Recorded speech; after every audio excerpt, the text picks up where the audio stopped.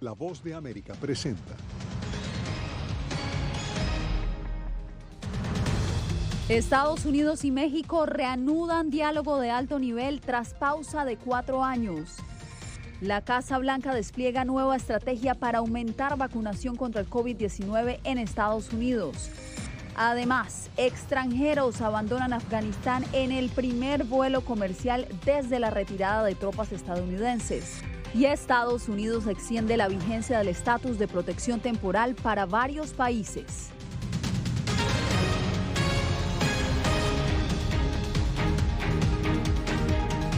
¿Qué tal? Bienvenidos. Les saluda Yasmín López. Estados Unidos y México reactivaron este jueves un diálogo económico de alto nivel tras 4 años de pausa.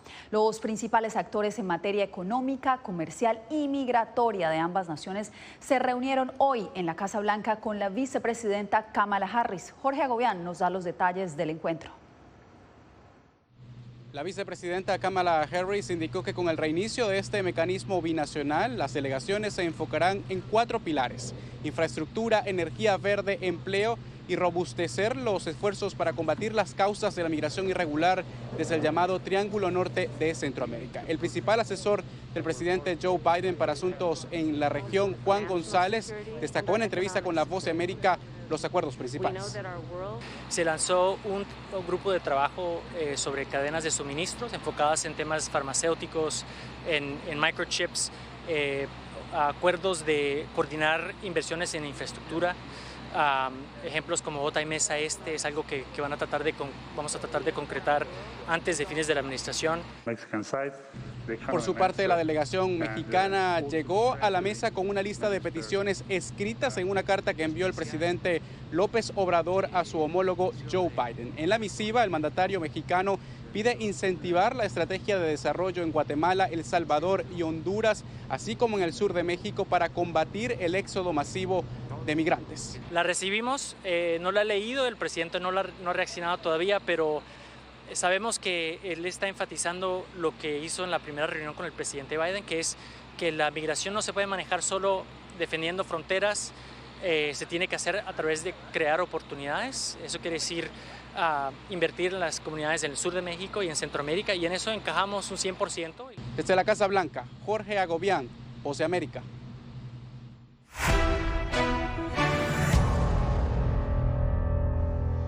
Una nueva estrategia desplegará la administración Biden con la meta de persuadir a los estadounidenses renuentes a vacunarse contra el COVID-19. Uno de los componentes del plan es lograr que la mayoría de los empleados del gobierno federal se vacunen. Jacopo Luzzi, ¿qué se espera que anuncie el presidente este jueves? Yasmín, el presidente Biden utilizará toda la fuerza de su presidencia en un esfuerzo para exigir que decenas de millones de trabajadores estadounidenses más se vacunen contra el coronavirus. Por ejemplo, las empresas con más de 100 empleados tienen que tener su personal vacunado, que se haga pruebas a menudo. Con estos decretos y reglas federales, Biden requerirá o estimulará 2/3 de la fuerza laboral de Estados Unidos a vacunarse, incluida la gran mayoría de los empleados federales, que podrían enfrentar medidas disciplinarias si se negan. El presidente Biden exige que la gran mayoría de los trabajadores y contratistas del gobierno se vacunen contra el coronavirus. Eso es parte de un nuevo plan agresivo de la Casa Blanca, que también presionará a las empresas privadas, los estados y las escuelas para que promulguen políticas de vacunación y pruebas más estrictas a medida que la variante Delta continúa su propagación en Estados Unidos. El mandato se aplicará a 4 millones de empleados del Poder Ejecutivo, incluida la Casa Blanca, las agencias federales y miembros de las Fuerzas Armadas. No incluye a quienes trabajan para el Congreso o el sistema judicial federal.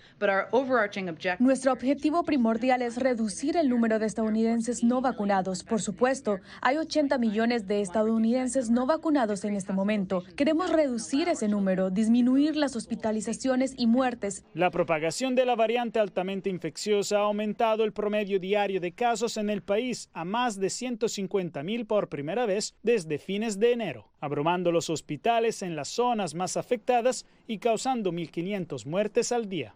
En particular, preocupa el número sin precedentes de niños hospitalizados con COVID-19. Casi 30,000 ingresaron a hospitales en agosto. Cuando mueren es difícil, todo esto es difícil. Incluso los que están bien es difícil porque nos están hablando de su familia. El aumento ha alarmado a Biden y a sus principales asesores de salud, quienes ven la vacunación masiva como la única forma de controlar la pandemia y volver a cierta normalidad. Ya había presionado a los trabajadores federales para que se vacunaran, pero las estadísticas y la decisión reciente de la FDA de otorgar la aprobación final de la vacuna Pfizer lo convencieron a tomar medidas más enérgicas. Pues seguiremos a la espera de lo que diga el presidente Jacopo. Muchas gracias. Y a propósito de la pandemia, en Texas los contagios de COVID-19 en las escuelas siguen aumentando de manera acelerada, mientras que el gobierno estatal nuevamente amenazó a los distritos educativos que requieran el uso obligatorio de mascarillas. Desde Houston, Arnaldo Rojas nos reporta. En Texas, los casos de COVID-19 en las escuelas públicas se dispararon en más del 2000% desde el inicio del ciclo escolar hace un mes, cuando la mayoría de los estudiantes regresaron a clases presenciales. Es más de frustrante. Hay muchos educadores que ya no quieren seguir.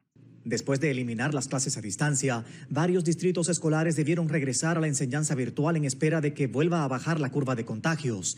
A pesar de las cifras, el Estado ha renovado su amenaza de actuar legalmente contra los distritos escolares que requieran el uso obligatorio de mascarillas en las aulas, como medida para prevenir la propagación del virus. Desistan ahora o nos vemos en corte, advirtió en la víspera la oficina del fiscal general del Estado en su cuenta de Twitter.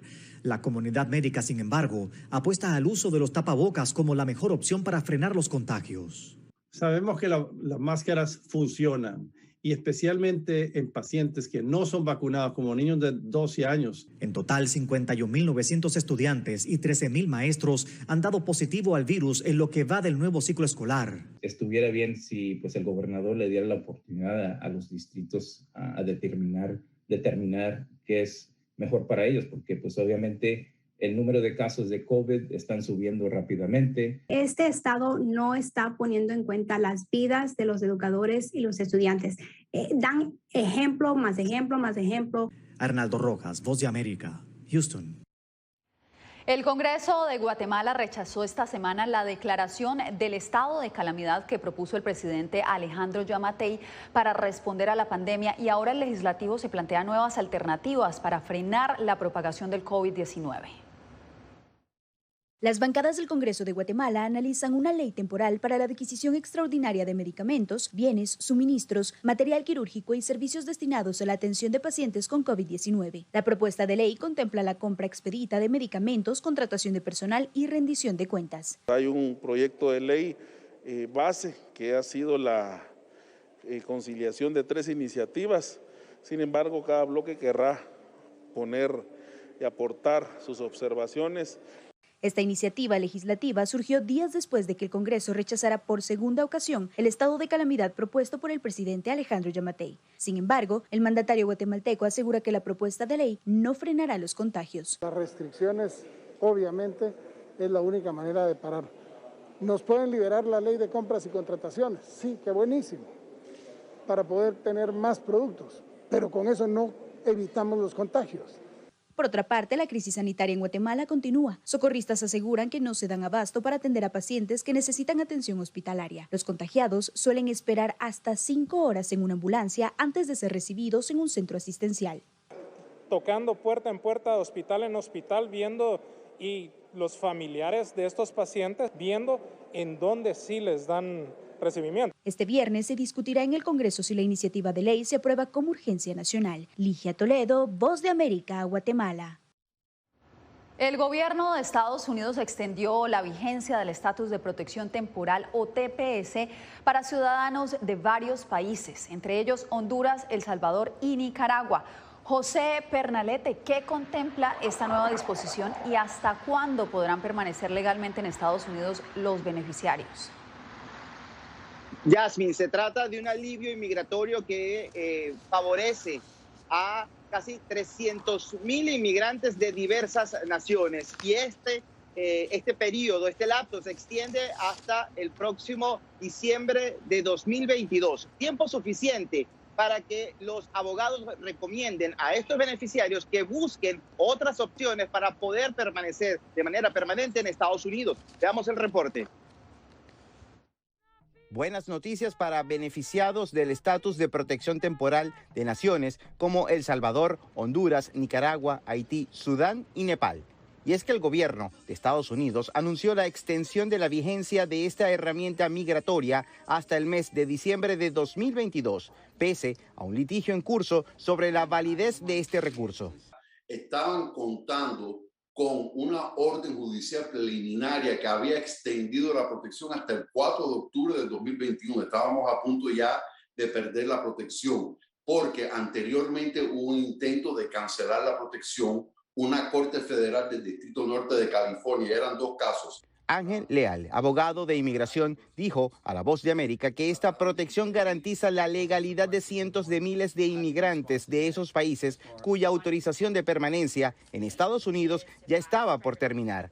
El fondo legal de la querella federal sigue vigente, aunque se destaca la decisión de la Casa Blanca en garantizar el permiso para estos inmigrantes. Y ahora pone en duda hasta qué punto este litigio sigue siendo relevante, ya que no hay un intento de cancelar la protección para estas comunidades. Leal recomienda a los beneficiarios del TPS a aprovechar esta coyuntura para lograr otro estatus migratorio con alcance permanente. Entonces, posiblemente existan otros caminos, tal vez no tan directos, a una residencia permanente por la vía familiar. El estatus de protección temporal o TPS por sus siglas en inglés es otorgado por el Departamento de Seguridad Nacional a discreción de esta instancia y se otorga para aquellos ciudadanos de naciones donde han ocurrido conflictos armados y desastres naturales. Yasmin. José, muchas gracias por el reporte. Y usted quédese porque al volver en nuestro especial nuevamente, porque a mí me sacan de los escombros. En nuestro especial de El 911, la historia de un aseador que salvó cientos de vidas en las Torres Gemelas.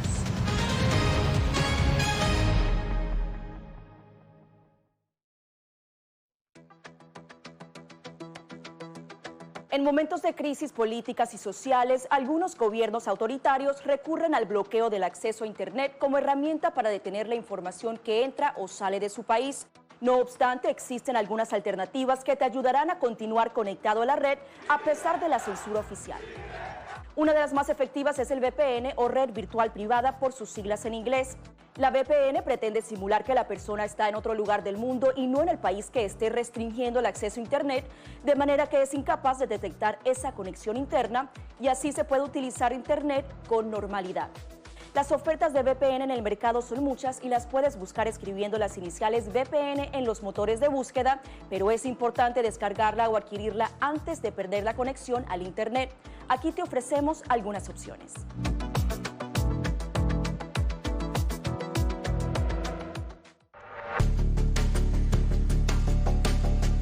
Durante el brote del COVID-19, los estafadores pueden tratar de aprovecharse de personas vulnerables a través de diversos métodos que van cambiando con frecuencia. Es posible que lo contacten por teléfono, correo electrónico, mensajes de texto, correo postal o redes sociales. Ten cuidado con ofertas de kits de supuestas pruebas caseras, curas milagrosas o pruebas inmediatamente accesibles. Response Act has made coronavirus testing more accessible immediately. Tras un desastre, organizaciones caritativas falsas aparecen afirmando que tienen vínculos con otras reales. Siempre verifica que la organización sea legítima. Alguien que asegura que trabaja en el gobierno puede pedirte tu información personal o intentar cobrarte cuotas falsas para así ingresar tu cheque de estímulo.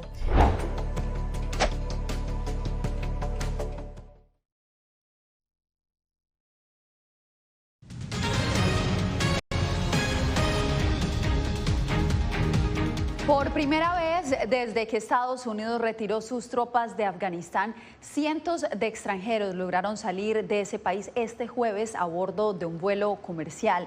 Celia Mendoza nos tiene los pormenores. Docenas de extranjeros, incluyendo estadounidenses, han logrado salir de Afganistán durante las últimas horas a bordo de vuelos comerciales desde el aeropuerto de Kabul y con destino a Doha. Por primera vez habrá un vuelo internacional de Doha a Kabul y es un vuelo comercial o vuelo fletado, como quieran llamarlo. La conclusión es que va a tener pasajeros, extranjeros y locales viajando de Kabul a Doha y de Doha a sus respectivos destinos. Este vuelo comercial es el primero que partió del Aeropuerto Internacional de Kabul desde agosto, cuando las fuerzas militares de la OTAN y Estados Unidos culminaron su retirada de la nación asiática. Queda un reducido número que todavía desea salir y estamos absolutamente comprometidos a ayudar junto con otros afganos que han trabajado con nosotros a lo largo de los años. Afirmó el secretario de Estado de Estados Unidos, Anthony Blinken, mientras el vocero del Talibán se refirió a la infraestructura en el aeropuerto. Esta parte del aeropuerto en la que están trabajando los técnicos de Qatar está casi terminada. Estaremos muy felices de que completen su trabajo. Si Dios quiere, este aeropuerto estará listo para vuelos normales pronto. La agencia de noticias AP reportó que estadounidenses residentes permanentes en Estados Unidos y otras nacionalidades, incluidos alemanes, húngaros y canadienses, están en el vuelo, según un alto funcionario estadounidense. Celia Mendoza, Voz de América, Nueva York.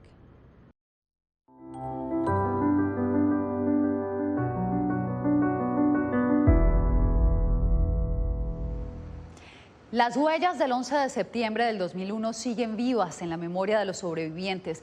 Uno de ellos es un reconocido trabajador de aseo en las Torres Gemelas, quien con una llave maestra logró salvar cientos de vidas. William Rodríguez le explicó a nuestra reportera Laura Sepúlveda por qué recontar su historia se ha convertido en su misión de vida.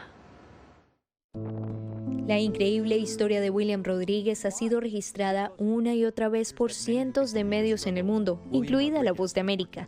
Sus memorias siguen tan vigentes como hace 20 años, y como un tesoro, guarda la llave maestra por la que muchos lo llaman héroe. Con ella pudo abrir puertas por las que cientos pasaron para renacer, incluido él mismo. Yo nací el 11 de septiembre nuevamente porque a mí me sacan de los escombros cuando yo pensaba que ya no me quedaba un minuto más de vida. Se me cayó el edificio entero encima y sobreviví bajo los escombros sin romperme un hueso, que es un milagro de por sí. Aún habiendo salvado cientos de vidas, todavía 20 años después yo tengo la culpabilidad del sobreviviente. ¿Por qué sobreviví yo y no mis amigos? Tras 20 años, con su experiencia de primera mano, reconstruye en su mente los recuerdos impregnados en su memoria como sobreviviente del ataque terrorista que cambió la historia del mundo. Cuando huelo cartón mojado, lo que me viene a la mente era cuando yo me tiraba debajo de las puertas para mirar en las oficinas a ver si había gente y los filamentos de las alfombras se me metían por la nariz. Quienes nacieron después de 2001 viven en un mundo diferente. Antes no te paraban en los aeropuertos, antes no te pedían identificación para cualquier cosa. Desde 2006, William trabaja en un documental para el que cuenta, incluso con voces que ya se han apagado. Creo que quedaron muchas preguntas sin resolver. Cada persona le tocó una tragedia diferente. Y esto lo motiva a no dejar de contar su historia, pues no quiere que el recuerdo sea tergiversado o manipulado por lo que llama una política de miedo, si son otros, sino los sobrevivientes como él, quienes difunden su propio testimonio de vida. Laura Sepúlveda, Voz de América, Nueva York. Más adelante, un destacado escritor es el más reciente imputado por la justicia nicaragüense.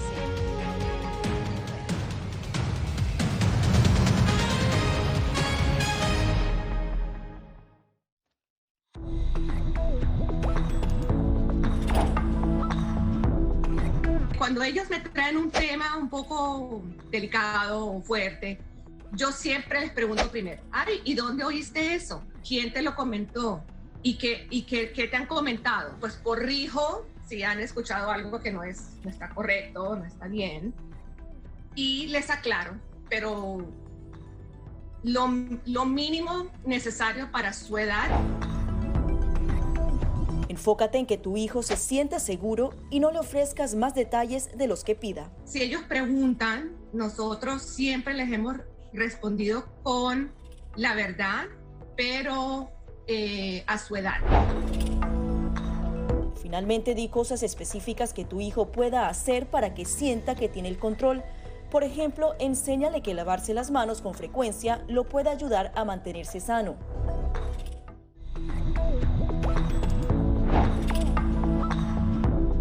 permitas que interactúe con personas o animales fuera de la casa. Si una persona de la casa se enferma, evita que tenga contacto con tu mascota. Designa a un miembro de la familia o un amigo para cuidar a tu mascota a corto o largo plazo en caso de que tú no puedas. Limpia sus patas una vez que regreses a casa, pero no uses productos tóxicos para ellos como toallitas desinfectantes. Usa champú para bebés y aceite de coco en sus patas si notas picazón o sequedad. Prepara un kit de emergencia que incluya un suministro de medicamentos por 30 días y al menos 2 semanas de alimentos y otros suministros. Asegúrate de que todas las mascotas lleven collares y etiquetas con información actualizada como nombre, número de teléfono y necesidades médicas urgentes.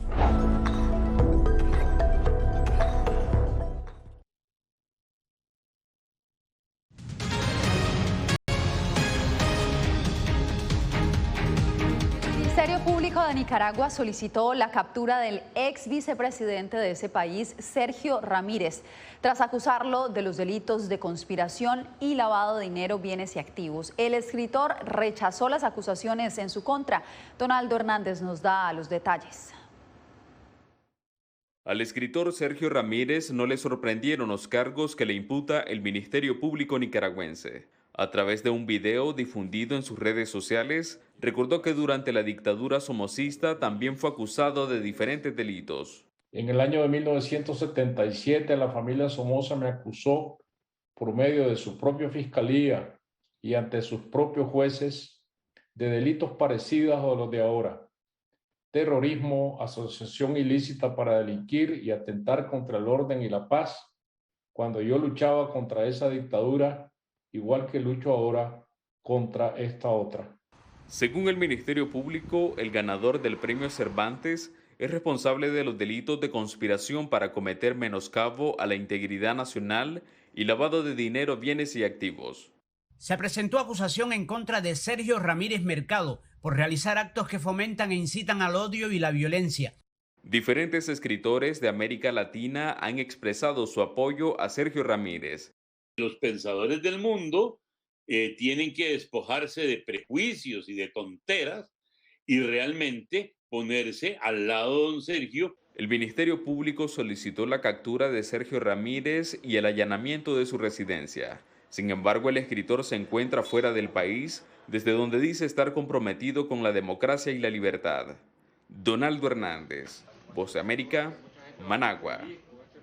Este jueves, Corea del Norte celebró 73 años de su fundación con un enorme desfile militar, según imágenes publicadas por el gobierno de ese país. Los soldados marcharon vestidos de naranja, con rifles, lanzacohetes y mascarillas para prevenir la transmisión del coronavirus. Lo curioso fue que también se vio al máximo líder de ese país, Kim Jong-un, muy delgado y sin pronunciar ningún discurso, como sí lo hizo el año pasado. Y regresamos porque la ciudad fronteriza de Tijuana, donde miles de personas de diversas nacionalidades esperan pedir asilo en Estados Unidos, encabeza la lista de los municipios más violentos de todo México. Vicente Calderón nos informa que en Tijuana diariamente asesinan al menos a 5 personas. Las protestas contra la inseguridad son un asunto ya cotidiano en Tijuana. Las autoridades no hacen su trabajo. El cheque lo cobran como si nada. Maritza Guerrero busca a su hijo que desapareció desde el año pasado. Todas las investigaciones, no nada más mía, de todas las mamás, nosotros somos las que hemos recabado esas investigaciones. ¡Porque vivos se los llevaron! Las desapariciones son una de las modalidades frecuentes de violencia en esta zona. Pero en este municipio colindante con Estados Unidos ocurre también el mayor número de asesinatos en todo México. Y hay que decir que está Tijuana, Ciudad Juárez, León, Acapulco, Culiacán. El gobierno de Andrés Manuel López Obrador prometió una estrategia para enfrentar los homicidios que ya exceden los 90,000 durante su sexenio. La Guardia Nacional ya recorre las calles de Tijuana y las autoridades insisten en que los asesinatos disminuyeron, pero el promedio supera los 5 diarios, precisamente aquí, donde miles de migrantes esperan una oportunidad de asilo en Estados Unidos. Fui secuestrado y fui extorsionado acá en Tijuana. El gobernador dice que rara vez se trata de ciudadanos de bien. En su gran mayoría son narcotraficantes, narcomenudistas que pelean territorios. Que el gobierno debería de tener vergüenza porque si ellos hicieran su trabajo no hubiera desaparecidos.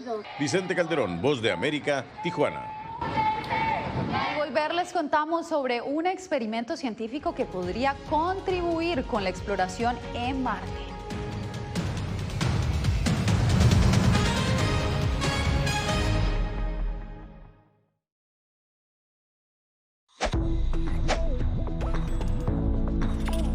La Organización Mundial de la Salud asegura que las mascarillas son esenciales para eliminar la transmisión del nuevo coronavirus y salvar vidas. Por ello, recomienda su uso cuando se está en lugares concurridos, donde no se pueda mantener el distanciamiento social y en lugares con poca ventilación.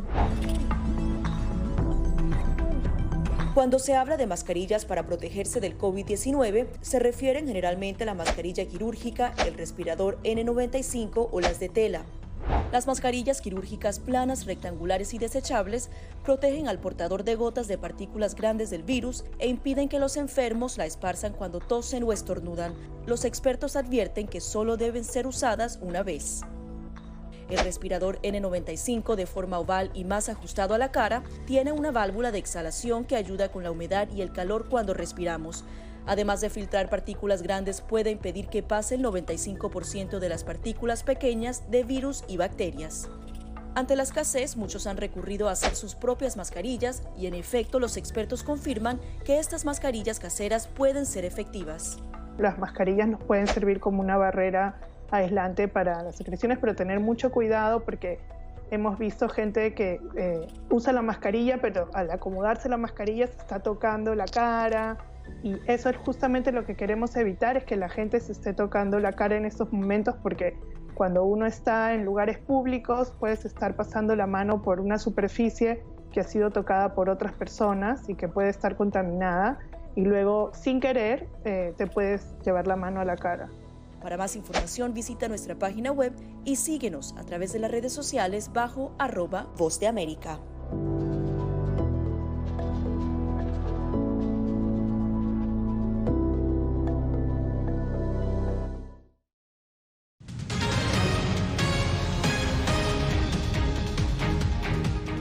Un estudio científico busca convertir el dióxido de carbono en azúcares que luego podrían sustentar a los astronautas y futuros colonos de Marte en el espacio.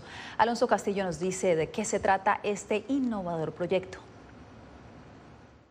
Fabricar azúcar a partir del dióxido de carbono fue el proyecto ganador del concurso auspiciado por la Administración Nacional de Aeronáutica y el Espacio, NASA. El químico Pei Dong-yang le dijo a La Voz de América que el proceso convertiría el dióxido de carbono en azúcares que se utilizarían para fabricar plásticos, alimentos, combustible, medicamentos y otros productos a base de glucosa que podrían sustentar a astronautas y futuros colonos de Marte. Convertir el dióxido de carbono en sustancias químicas útiles y, en este caso, en azúcar, y el azúcar es importante para muchos de los propósitos de biofabricación que se podrían hacer en el espacio. Uno de los grandes desafíos en la exploración espacial es la limitación de recursos, por lo que, de acuerdo al profesor de la Universidad de Berkeley, este proceso proporcionaría a los futuros exploradores del planeta rojo una infraestructura sostenible. En el espacio profundo o en la misión a Marte, sabemos que hay una gran cantidad de dióxido de carbono y que si se convierte en azúcar podría alimentar a las bacterias, creando una fuente de energía. El avance también podría tener un impacto en la Tierra, ya que el dióxido de carbono impulsa el cambio climático, por lo que un desecho se convierte en un recurso, dijo Yang. Está provocando un efecto perjudicial para nuestro planeta, por lo que tener la capacidad de transformarlo será útil para la Tierra. Y hablando de Marte, la NASA confirmó que el robot Perseverance guardó las primeras muestras de minerales, las primeras recogidas en otro planeta. Alonso Castillo, Voz de América, Miami. Hoy Warner develó el primer tráiler de su película Matrix Resurrection, donde se ve a Keanu Reeves retomando su papel de Neo y a Carrie-Anne Moss regresando como Trinity. La taquillera película llegó a las salas de cines por primera vez hace 20 años y la trilogía recaudó $1.600 millones alrededor del planeta. Se espera que Matrix Resurrection llegue a las carteleras a partir de diciembre del 2021. Con esto nos despedimos por hoy. the only thing that matters to you is still here. I know it's why you're still fighting and why you will never give up.